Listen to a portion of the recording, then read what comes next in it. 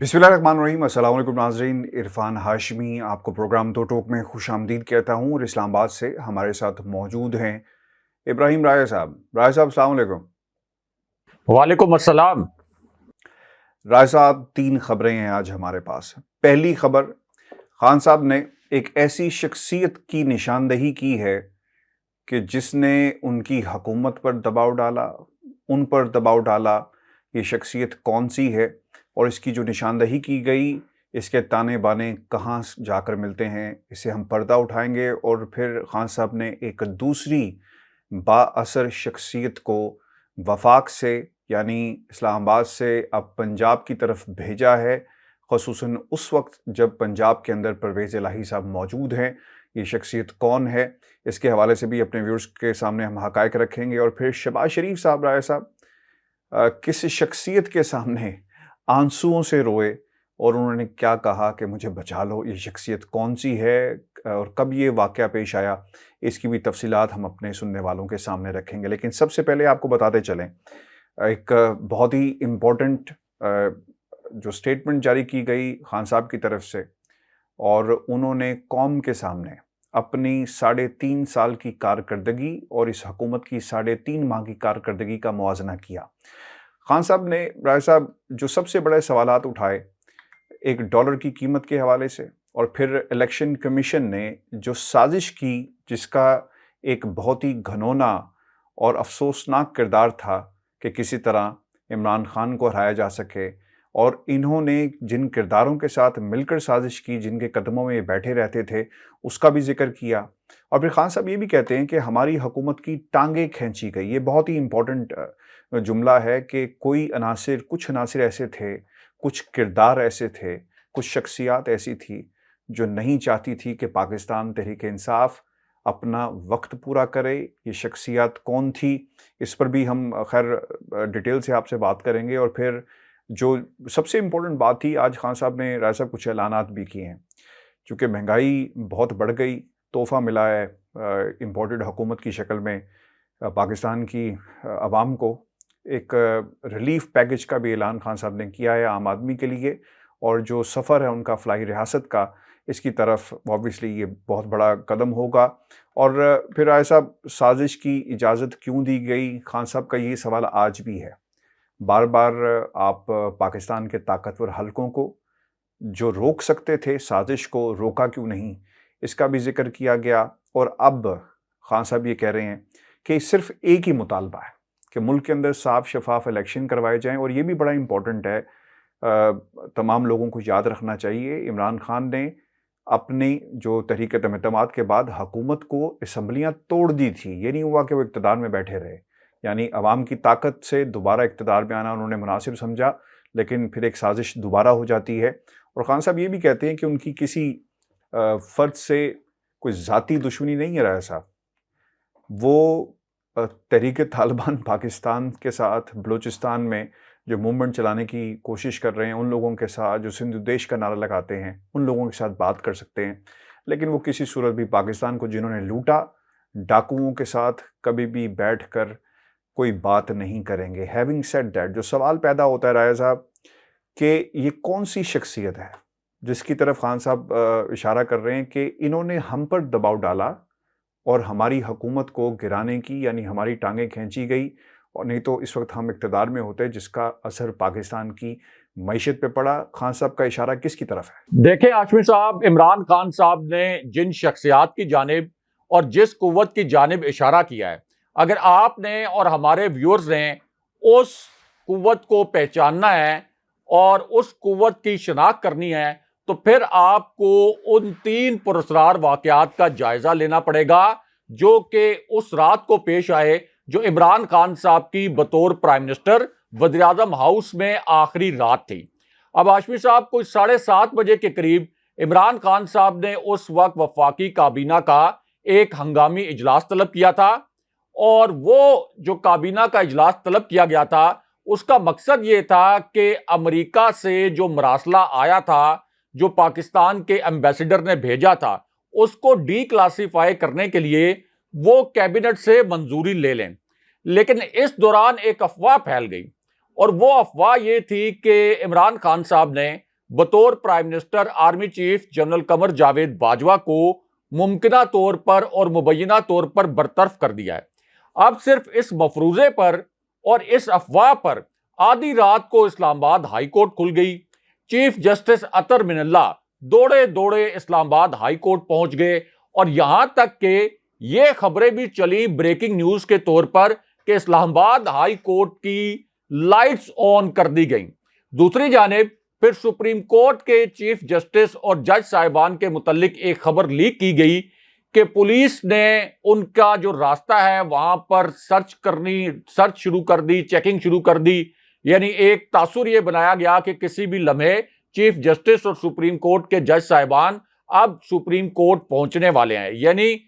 کون سی قوتیں اس وقت عمران خان صاحب کے گرد گھیرا تنگ کر رہی تھی اور یہ چاہتی تھی کہ آج ہی رات عمران خان صاحب کی حکومت ختم ہو جائے۔ لیکن ہاشمی صاحب جو پرائم منسٹر ہاؤس کے اندر بہت مسٹیریس قسم کا ایک انسیڈنٹ ہوا، جو ایک واقعہ ہوا، جو کہ خود عمران خان صاحب نے بعد میں بتایا بھی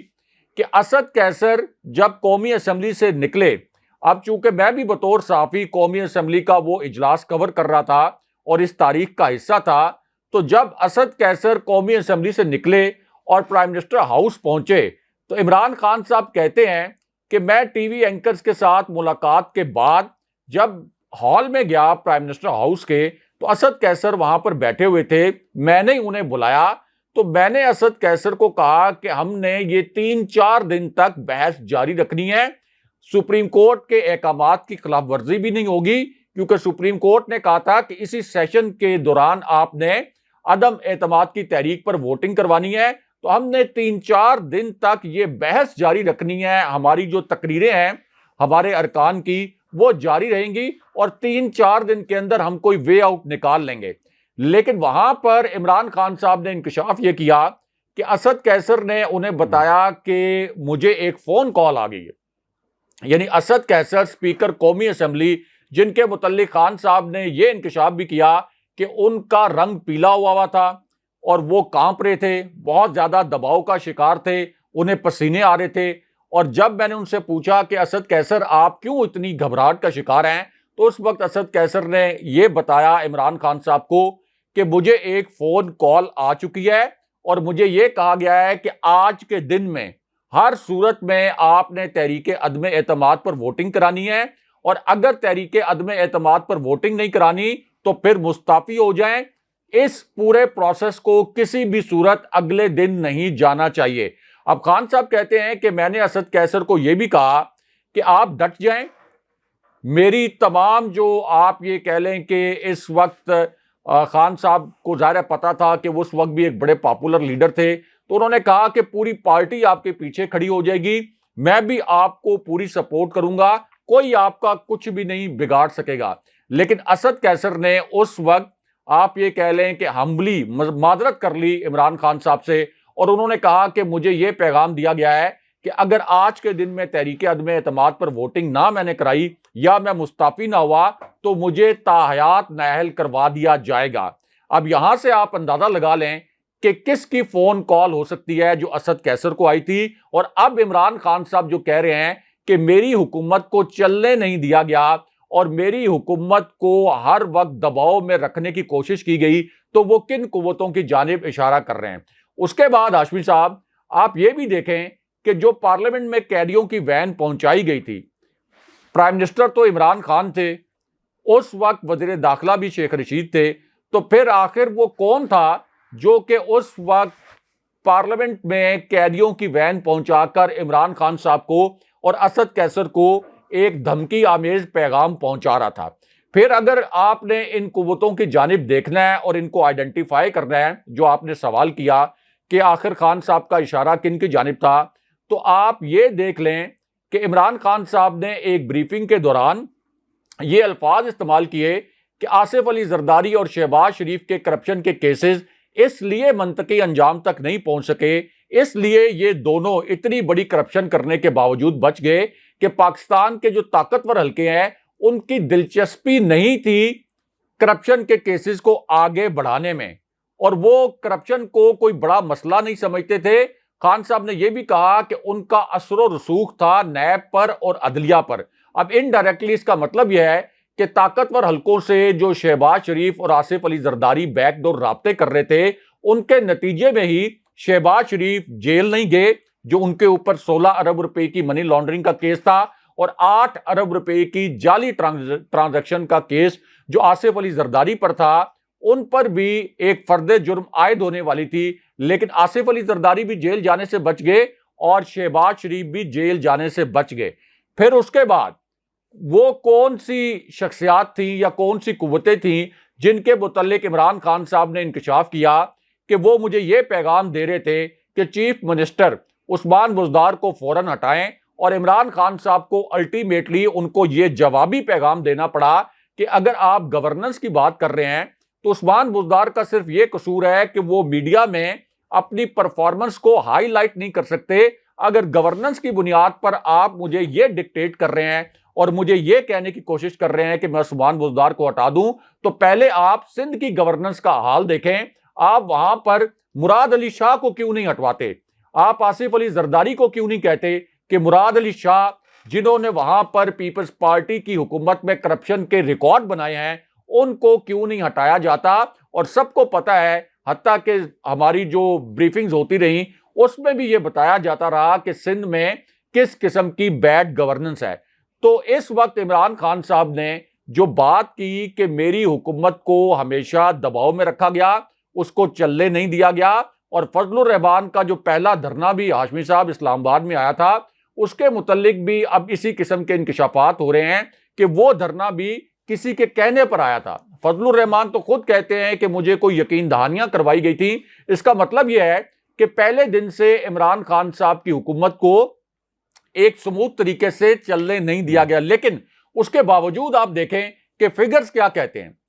عمران خان صاحب کو جب اکانومی ملی تو سب کو پتا ہے کہ وہ دیوالیہ حالت میں تھی۔ اس وقت فوج کی بریفنگز میں بھی یہ کہا جاتا تھا کہ عمران خان صاحب کی حکومت آئی تو پاکستان کی جو اکانومی تھی یہ بالکل دیوالیہ ہونے کے قریب تھی۔ اس کے بعد کووڈ جیسی ایک ایسی بیماری آ گئی جو 100 سال میں ایک مرتبہ آتی ہے۔ آخری مرتبہ 1918 میں اسپینش فلو جیسی بیماری آئی تھی۔ اب پوری دنیا کی جو اکانومیز ہیں، جو معیشتیں ہیں، وہ مکمل طور پر کولیپس کر گئیں، لیکن ہاشمی صاحب ہمارے ہاں 20 سال کا ریکارڈ ٹوٹا اور 5.97% پہ گروتھ چلی گئی عمران خان صاحب کے چوتھے سال میں۔ آپ کے زراعت کے جتنے فگرز تھے، جتنے آپ نے ٹارگٹ سیٹ کیے ہوئے تھے، وہ سارے ایکسیڈ کر کے آپ کی آئی ٹی ایکسپورٹس جو ہیں وہ 75% بڑھ گئیں۔ آپ کی جو اوور آل ایکسپورٹس تھیں انہوں نے تمام ریکارڈ توڑ ڈالے۔ آپ کا جو صنعتی شعبہ تھا، جو آپ نے ہدف مقرر کیا ہوا تھا، آپ اس سے بہت زیادہ آگے چلے گئے۔ اور یہ سب کچھ کس نے ایکنالج کیا ہاشمی صاحب؟ یہ امپورٹڈ حکومت کے اکنامک سروے میں ایکنالج کیا گیا۔ تو عمران خان صاحب کو اتنے مشکل حالات میں ایک تو گورنمنٹ ملی، انہوں نے ملک کو دیوالیہ ہونے سے بچایا، اس کے بعد 5.97% پہ گروتھ ریٹ لے گئے اور سارے جو آپ کے اکنامک انڈیکیٹرز تھے ان کو پازیٹیو کر دیا۔ جو آپ کا غریب طبقہ تھا، جو سب سے زیادہ مہنگائی سے متاثر ہو سکتا تھا، اس کے لیے احساس جیسا پروگرام شروع کر دیا۔ اس کے بعد نیشنل ہیلتھ کارڈ جیسا پروگرام شروع کر دیا، اور ساتھ ساتھ کوئی بھوکا نہ سوئے جیسے فلائی پروگرام شروع کیے۔ ہاشمی صاحب، یہ جو قوم ہے، یہ عمران خان صاحب کا صرف جو نیشنل ہیلتھ کارڈ کا پروگرام تھا اس کا احسان نہیں اتار سکتی۔ یہ جو 10 لاکھ روپے کا نیشنل ہیلتھ کارڈ تھا، امیجن نہیں کر سکتا کوئی کہ جو غریب طبقہ ہے، جو لوور مڈل کلاس ہے، وہاں کسی گھر کے اندر بیماری آ جائے تو کس طرح لوگوں کو اپنے گھر بار بیچنے پڑتے ہیں۔ اگر ان کے پاس کوئی زمین کا ٹکڑا ہے تو وہ بیچنے پڑتے ہیں، عورتوں کو اپنے زیور بیچنے پڑتے ہیں، اور پھر جا کر اس بیماری کا علاج وہ کرواتے ہیں۔ لیکن خان صاحب نے نیشنل ہیلتھ کارڈ دیا کہ آپ پرائیویٹ اچھے سے اچھے ہاسپٹل میں جا کے 10 لاکھ روپے تک کا اپنا علاج کروائیں۔ تو اتنا کچھ کرنے کے باوجود عمران خان صاحب کی حکومت کس نے گرائی؟ یعنی بیرونی سازش تو ہوئی، لیکن بیرونی سازش کے نتیجے میں صرف حکومت نہیں گر سکتی تھی۔ خان صاحب تو کہتے ہیں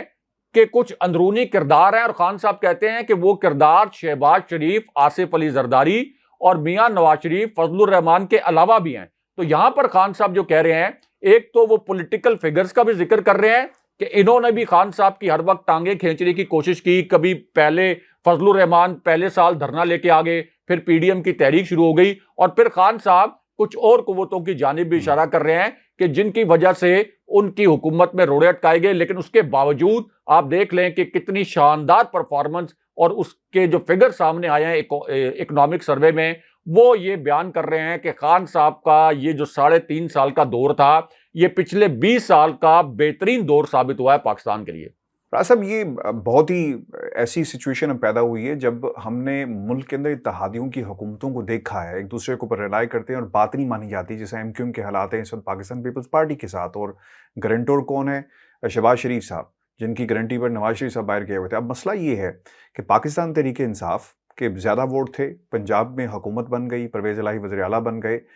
کس طرح چیک رکھا جائے گا؟ اور پنجاب کے لیے جو اعلانات کیے جا رہے ہیں, یہ شخصیت بھی ایک بھیجی ہے خان صاحب نے کہ آپ نے جا کر عوام کو ریلیف دینا ہے. پاکستان تحریک انصاف یعنی کریں گے پاکستان تحریک انصاف کی جگہ جو آپ کے وزیر اعلیٰ ہیں وہ پرویز الہی صاحب ہیں, لیکن اس کا بوجھ یعنی اچھا کریں گے تو کریڈٹ جو ہے وہ خان صاحب کو جائے گا, برا کریں گے تو وہ کافلی کو نہیں جائے گا, وہ پاکستان تحریک انصاف کو جائے گا. تو چیک اینڈ بیلنس, اور کیا امید ہمیں رکھنی چاہیے پرویز الہی سے کہ وہ کتنی عمران خان کی بات سنیں گے؟ کیونکہ ابھی تک تو انہوں نے کہا کہ خان صاحب کا اگر کہیں جو سب سے بڑی بات انہوں نے کہی تو میں 1 سیکنڈ سے پہلے اسمبلیاں توڑ دوں گا. تو کس طرح دیکھ رہے ہیں اس نیو گورنمنٹ کو پنجاب کے اندر؟ عوام چیخیں مار رہی ہے, ریلیف دینا بہت ہی ضروری ہے عام آدمی کو. دیکھیں عاشور صاحب, پرویز الہی چونکہ پہلے چیف منسٹر رہ چکے ہیں اور ان کی شہرت ایک اچھے منتظم کی ہے, ایک اچھے ایڈمنسٹریٹر رہے ہیں وہ پنجاب میں, اور انہوں نے بڑے کام بھی کیے ہیں. اب اس کا مطلب یہ ہے کہ بطور چیف منسٹر پرویز الہی کے پاس صلاحیت تو ہے پنجاب کو چلانے کی, اور اوپر سے ظاہر ہے کہ عمران خان صاحب نظر بھی رکھیں گے, کڑی نگرانی بھی کریں گے, اور خان صاحب کا جو اپنا گورنمنٹ کرنے کا ایک ویژن ہے وہ بھی ایکسپلین کیا ہوگا انہوں نے, پورا جو سٹرکچر ہے, پورا جو فارمولہ ہے چودھری پرویز الہی کو. اب جو آپ نے کہا کہ ایک شخصیت کو بھیجا عمران خان صاحب نے پنجاب میں, تو ثانیہ نشتر کو اصل میں عمران خان صاحب نے اب پنجاب بھیجا ہے, کیونکہ ثانیہ نشتر جو احساس پروگرام کی سربراہ تھیں, تو ہاشمی صاحب یہ احساس پروگرام کی انٹرنیشنل لیول پر ایکنالجمنٹ کی گئی, یو این کے لیول پر اس پروگرام کو انتہائی مؤثر پروگرام قرار دیا گیا. پھر برطانیہ میں ایک تحقیق ہوئی, ایک یونیورسٹی نے ایک تحقیق کی, اور یہ کہا گیا کہ اس پروگرام سے بہت کچھ سیکھنے کی ضرورت ہے مغرب کو بھی. اور جو بی بی سی کی ایک سٹوری تھی اس کے مطابق ثانیہ نشتر کو دنیا کی 100 سب سے بااثر خواتین میں شامل بھی کیا گیا. تو اس سے آپ اندازہ لگا لیں کہ احساس پروگرام کو کتنے شفاف طریقے سے, کتنے اچھے طریقے سے اور کتنی بہترین حکمت عملی کے تحت ایگزیکیوٹ کیا گیا تھا. اب جو کچھ وہ وفاق کی سطح پر کر رہی تھیں, یعنی وفاق میں بیٹھ کے کر رہی تھیں اور صوبوں کو بھی کنٹرول کر رہی تھیں احساس پروگرام کے لیے, تو اب ان کو پنجاب میں بھیجنے کا فیصلہ اس لیے کیا گیا ہے کہ یہ جو پچھلے 3.5 مہینے کے دوران اس امپورٹڈ حکومت نے جو قہر نازل کیا ہے مہنگائی کی صورت میں, اب خان صاحب چاہتے ہیں کہ پنجاب میں چونکہ ان کی حکومت آ گئی ہے, پاکستان کا سب سے بڑا صوبہ ہے, اور عوام نے بھی خان صاحب سے بے پناہ محبت کا اظہار کرتے ہوئے ان کو ووٹ دیے ہیں. تمام تر ریاستی machinery, Mister X, Mister Y election commissioner, Mister Z election commission, chief election commissioner Sikandar Sultan Raja, یہ تمام فیکٹرز عمران خان صاحب کے خلاف کام کر رہے تھے. لیکن اس کے باوجود یہ اصل میں عوام کی طاقت تھی جس نے عمران خان صاحب کو فتح دلائی. تو اب عمران خان صاحب ایک طرح سے آپ کہہ سکتے ہیں کہ ان کو ان کی محبت, ان کا خلوص لوٹانے کے لیے اب پنجاب کے عوام کو ریلیف دینے کی کوشش کر رہے ہیں. وہاں پر اسی قسم کے پروگرام شروع کیے جائیں گے جس قسم کا پہلے ایک احساس پروگرام شروع کیا گیا تھا. اسی طرح ایک راشن کارڈ کا پروگرام بھی اس وقت زیر غور ہے, وہ بھی شروع کیا جائے گا. اور آپ اس کے ساتھ ساتھ جو آپ کا بالکل نچلا طبقہ ہے جس کے اوپر خاص فوکس رہا عمران خان صاحب کا بھی اور بشرا بی بی صاحبہ کا بھی, تو اب اس کو ریلیف دینے کے لیے بھی پروگرام جو ہے وہ چاک آؤٹ کیے جائیں گے. دوسرا جو آپ نے بات کی کہ چودھری پرویز الہی اگر اچھا کریں گے تو اس کا کریڈٹ عمران خان صاحب کو جائے گا, اور اگر برا کریں گے تو تب بھی بات جو ہے وہ عمران خان صاحب پر اور تحریک انصاف پر آئے گی۔ تو ہاشمی صاحب، اس میں پرویز الہی صاحب کو بھی یہ نہیں بھولنا چاہیے کہ اصل میں تو یہ جو چیف منسٹرشپ ہے یہ عمران خان صاحب کی امانت ہے۔ عمران خان صاحب کی وجہ سے چودھری پرویز الہی اس وقت چیف منسٹر ہیں۔ تو یہ جو اگلا 1 سال ہے اس میں پرویز الہی کو بجائے اس کے کہ وہ یہ کوشش کریں کہ وہ چیف منسٹر بن گئے ہیں تو اب کاف لیگ کے وہ ان روڈز بنائیں پنجاب کے اندر، اور کاف لیگ کے کوئی زیادہ سیاسی مقاصد کے لیے کام کریں۔ اس سے زیادہ ان کا امتحان یہ ہے کہ اگلے 1 سال کے اندر وہ پنجاب کے عوام کا دل اس طرح سے جیتیں کہ اگلی مرتبہ عمران خان صاحب سے دوبارہ سے پنجاب کے لوگ یہ کہیں کہ چودھری پرویز الہی کو ہی آپ اپنے اتحاد میں سے چیف منسٹر بنائیں۔ اس میں چودھری پرویز الہی کا بھی فائدہ ہے، ظاہر ہے کہ تحریک انصاف کو بھی فائدہ ہوگا، لیکن ہاشمی صاحب ایک بات جو نوٹ کرنے والی ہے کہ اگر چودھری پرویز الہی کوئی بہت اچھا پرفارم نہ کر سکے یا عمران خان صاحب کو کسی موقع پر ایسا لگا کہ چودھری پرویز الہی ان کے ویژن کے مطابق کام نہیں کر رہے تو عمران خان صاحب ادروائز کوئی فیصلہ کرنے میں زیادہ تاخیر بھی نہیں کریں گے،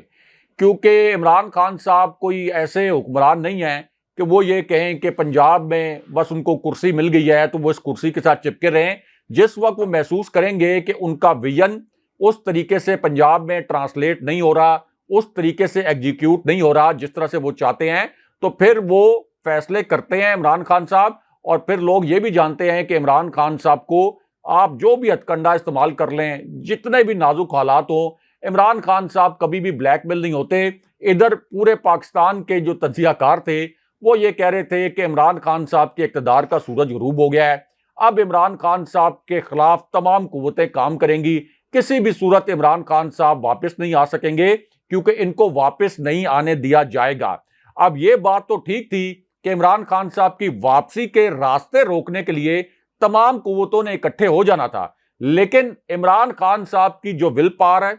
عمران خان صاحب کی جو سٹرگل ہے، جو عمران خان صاحب کی انتھک محنت ہے، اور خاص طور پر وہ ایک کرزمیٹک پرسنالٹی کے ساتھ ساتھ جذبہ کہ آپ اس وقت تک نہیں ہارتے جب تک آپ ہار نہیں مانتے، تو خان صاحب نے ہاشمی صاحب 2 مہینے کے اندر وہ کر دکھایا ہے پاکستان کی سیاست میں جس کو ہمیشہ ناممکن سمجھا گیا۔ اور پاکستان کی 75 سال کی تاریخ آپ اٹھا کے دیکھ لیں، جو عمران خان صاحب نے 2 مہینے کے اندر واپسی کی ہے، تمام پاکستان کے ریاستی اداروں، ریاستی قوتوں اور اس کے ساتھ ساتھ ریاستی مشینری، تمام فیکٹرز عمران خان صاحب کے خلاف کام کر رہے تھے، لیکن اس کے باوجود خان صاحب نے واپسی کو ممکن کر کے دکھایا ہے۔ اور خان صاحب آپ دیکھیں گے کہ پنجاب میں بھی ڈیلیور کر کے دکھائیں گے جیسے پہلے انہوں نے وفاق کی سطح پر اور ملک گیر سطح پر ڈیلیور کر کے دکھایا۔ راجہ صاحب، پارلیمنٹ کے فلور پہ کھڑے ہو کر شہباز شریف نے پاکستان کی عدالتوں کو کرٹیسائز کیا، اور یہ صرف ان کی طرف سے نہیں کیا گیا بلکہ پیپلز پارٹی نے کرٹیسائز کیا اور بہت سارے لوگوں نے جو ہے وہ کرٹیسائز کیا۔ اور اب 18ویں ترمیم اور پھر 19ویں ترمیم کی بات بھی جو ہے وہ کی جا رہی کہ دھمکی ملی تو ہم نے 19ویں ترمیم پاس کی،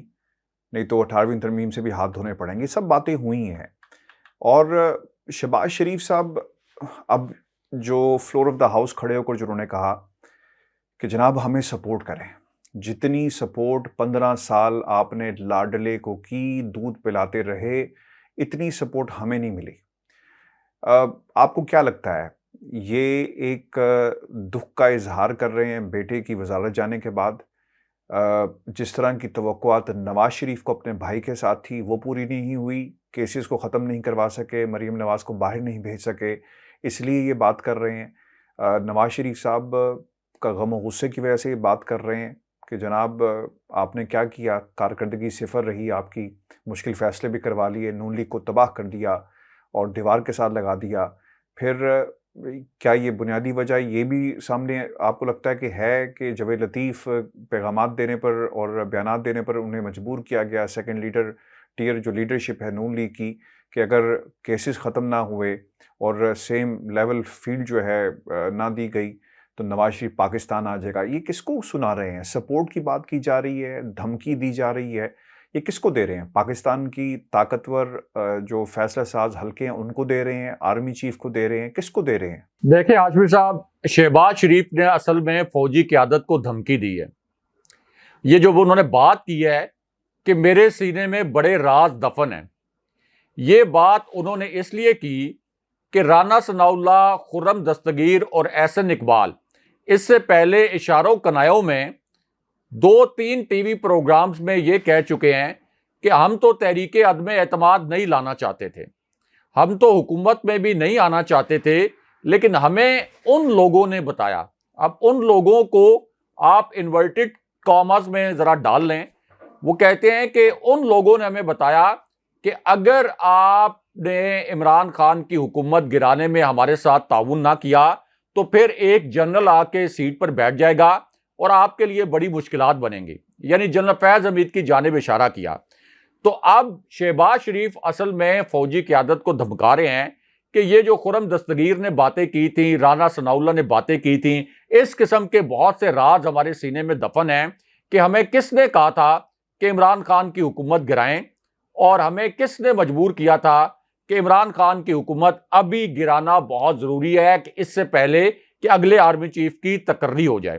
دوسرا، ہاشمی صاحب یہ جو بات کر رہے ہیں شہباز شریف کہ 15 سال لاڈلے کو دودھ پلایا، یہ اس وجہ سے بات کر رہے ہیں کہ ان کی توقع یہ تھی کہ army chief general Qamar Javed Bajwa یا D G I S I chief justice کے چیمبر میں جا کے بیٹھ جاتے اور وہاں پہ انہیں ڈکٹیٹ کرتے یہ فیصلہ کہ حمزہ شہباز کو کسی بھی صورت آپ نے برطرف نہیں کرنا۔